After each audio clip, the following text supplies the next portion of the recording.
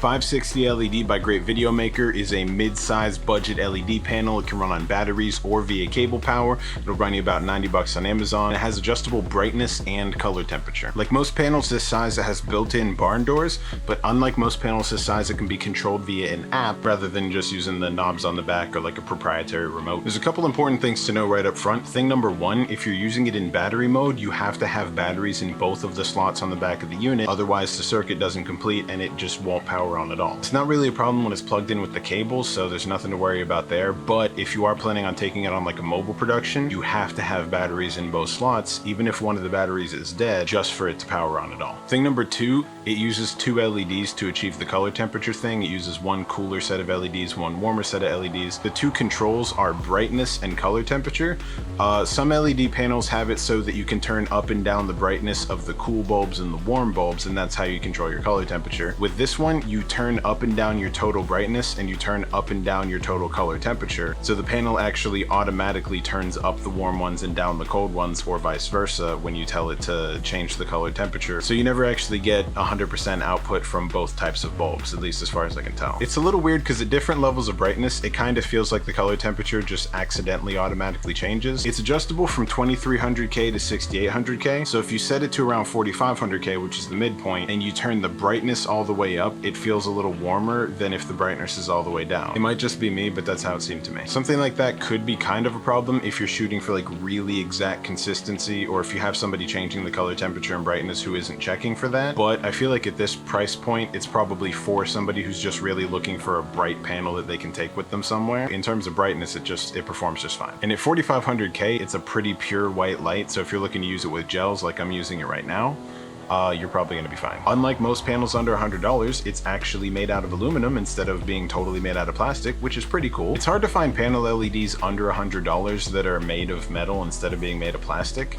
Plastic ones tend to break pretty quickly just because film equipment is heavy, it's hard, and when you put it all in one place and you pile it all on top of itself, the stuff on the bottom breaks. So it's kind of nice to see a light that's still made out of metal, even though it's not even $100. Also, what's really nice is the alternative mounting option. Now, most mid-size panel LEDs like this, they just go on like a C-stand or a tripod, and there's only one way to mount it, but the bracket that the light is actually mounted on gets in the way whenever you try and use the barn doors. Either you can tilt the light a certain amount, in that case you can't open the barn doors all the way because the bracket's in the way, or you have the light just be at one specific angle so that you can open the barn doors up the whole way, and in that case you can't actually tilt the light at all. That sucks. What's kind of nice with this one, there's a hole drilled through it going the other way, so you just mount the freaking thing sideways and it's not in its own way at all.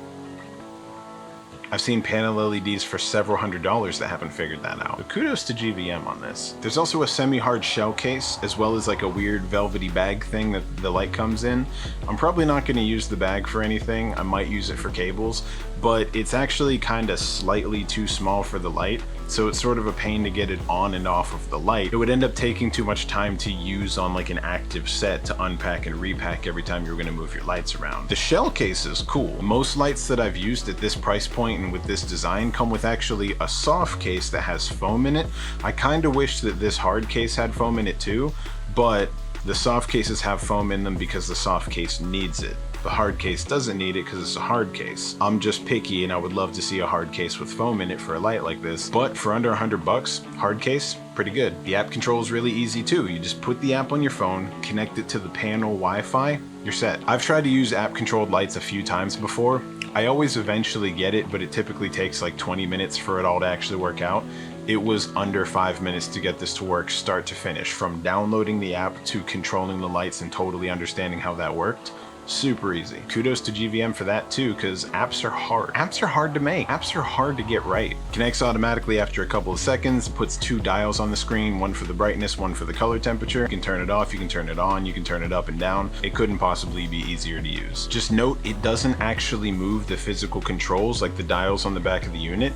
So if you turn off the light using your app, the on switch on the light is still set to on. So if you like unplug it and plug it back in, it will turn itself on. I would say something like this would be pretty useful for like streaming. Like if you're just sitting at your desk, you're doing like a commentary, you can just control the brightness and the color temperature right from your phone at your desk and not be worrying about equipment somewhere else when you're trying to focus on something. That said, I would recommend using a secondary device and not using like your cell phone for it, because you want to use your phone as like your phone. I actually, whenever I upgrade my cell phone, I keep the old cell phone as like a production phone for exactly this kind of thing. So I'd really recommend doing something like that.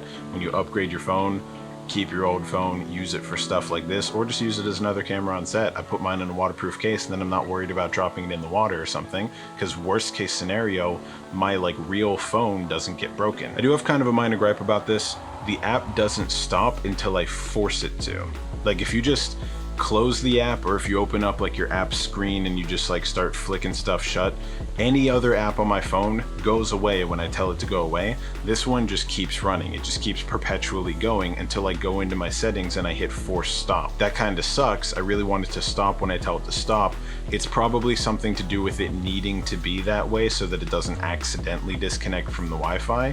But when I'm trying to on purpose disconnect it, it's annoying that it doesn't just do it when I tell it to. It's a relatively minor gripe, but what it represents to me is like extra time and extra steps that I have to take whenever I'm done using something, and that means that's kind of time wasted on my set. It's never really good to be wasting time, but especially in like video production, you can't have stuff take longer than it needs to.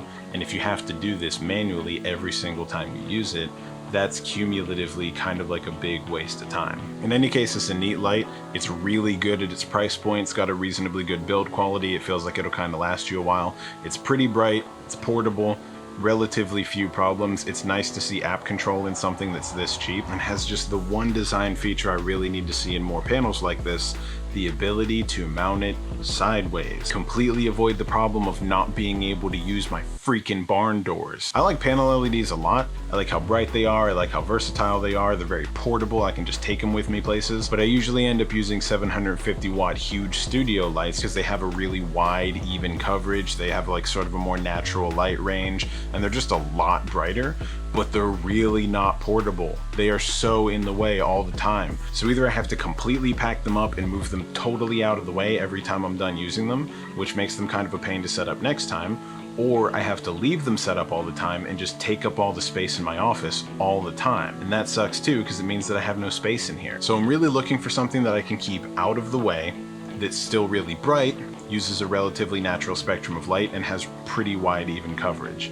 If you have any recommendations like that, please let me know about it, because I am all ears. I'm sorry about the mess this week. I'm remodeling the studio right now. Kind of thought I would be done with the remodel by the time I had to shoot something, but nope.